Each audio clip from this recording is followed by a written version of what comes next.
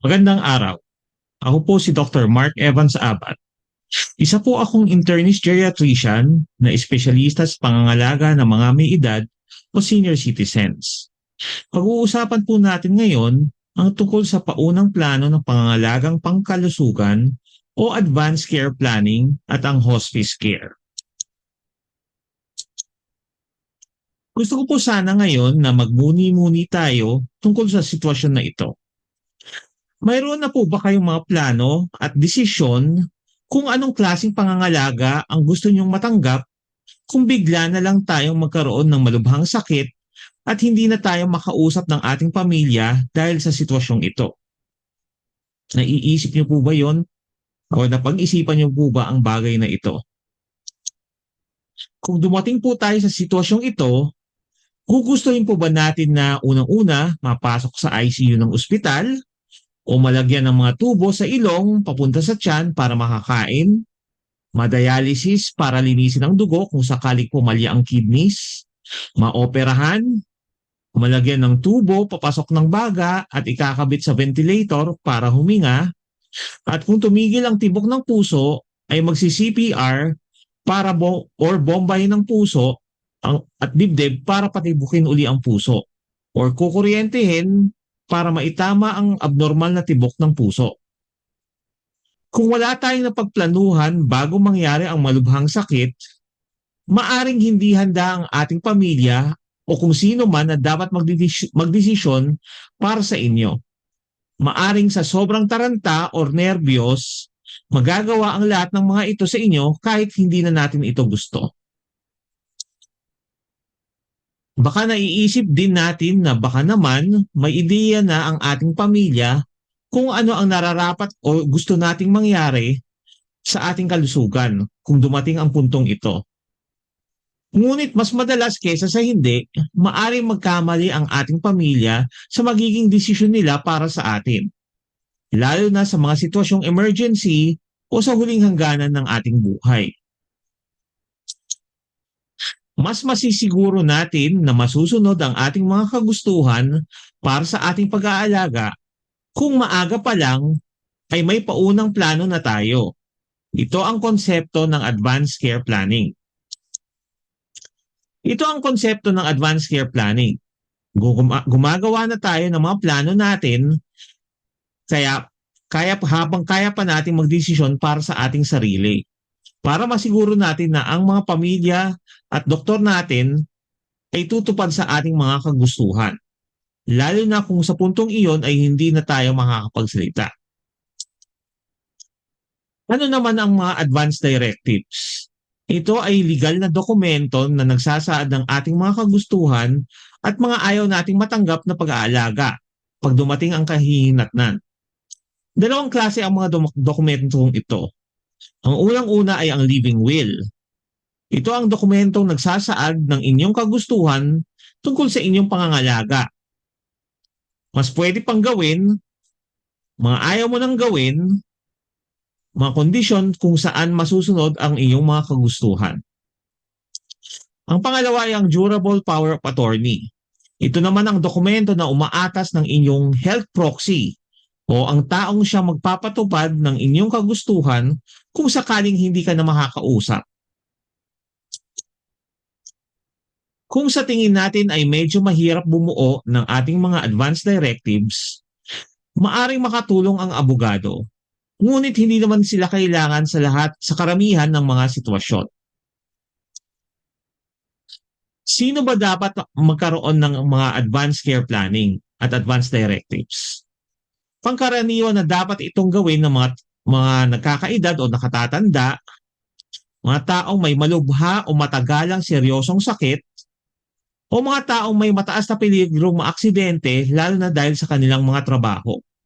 Sa madaling salita, lahat tayo ay pwedeng magkaroon na ng advanced care planning kahit ano pa ang edad natin o sitwasyon natin.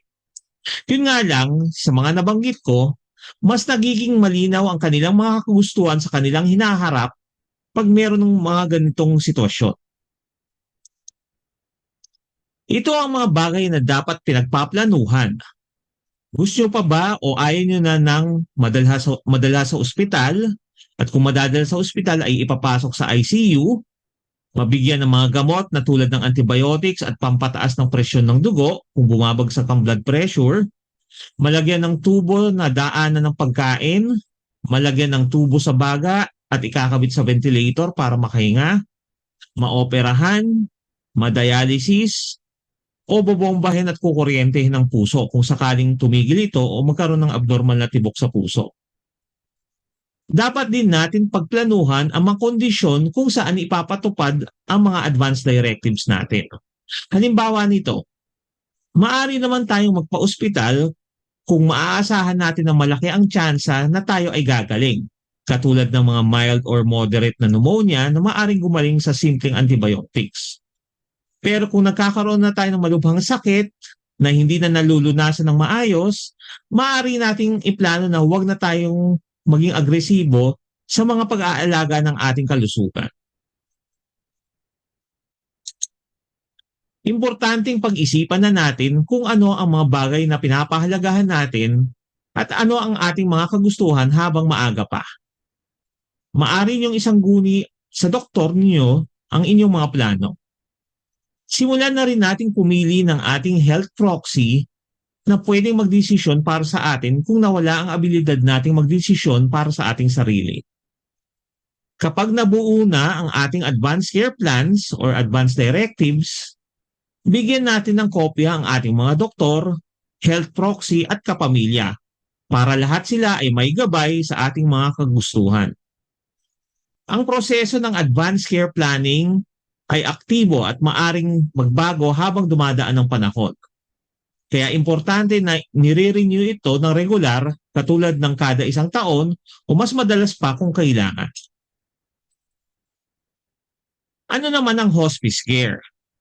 Ito ay ang espesyal na pangangalaga sa mga taong nasa huling estado na ng kanilang buhay at ng sakit na wala ng lunas. Pinapahalaga ng hospice care ang kalidad ng buhay. Binibigyang lunas dito ang mga simptomas na nararanasan ng isang pasyente. Pinahahalagahan ito na magkaroon ng dignidad at maging komportable ang nalalabing buhay ng isang tao.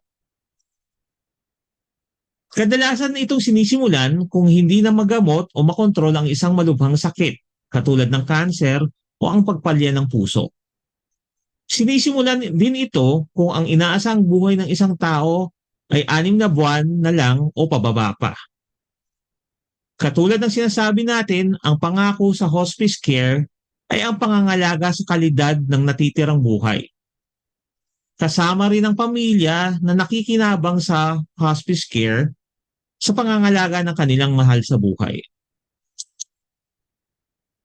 Ang mga binibigyang pansin sa hospice care ay ang pagbibigay lunas at pagkontrol ng mga simptomas na nararanasan ng isang tao, katulad ng kirot, pagduduwal, pagsusuka, pagkabalisa, hirap sa paghihinga, at kung ano-ano pang mga simptomas na nagpapahirap sa isang tao. Kasama din sa mga serbisyo na kaugnay ng hospice care ay ang pangangalagang emosyonal at espiritual, pagpaplano ng mga bagay-bagay kasama ang pamilya, respite care o ang pagpapahinga sa mga nangangalaga sa pasyente, pag-coordinate ng mga taong nagbibigay ng mga serbisyo kaugnay ng hospice, at ang pangangalaga ng pamilya sa panahon ng pagluluksa after maging yumao ng isang tao. Marami tayong pwedeng mapagkunan ng mga mas detalyadong impormasyon tungkol sa advanced care planning, advanced directives, at hospice care. Gamitin natin ang Google para madiscover natin ang mga resources na ito, lalong-lalo na iyong mga malapit sa ating lugar. Maaari rin naman nating lapitan ang ating mga doktor para mabigyan tayo ng paunang impormasyon kung paano natin ito sisimulan at gagawin. Maraming salamat po sa inyong atensyon at sana ay may naibahagi akong kaalaman tungkol sa mga importanteng bagay na ito.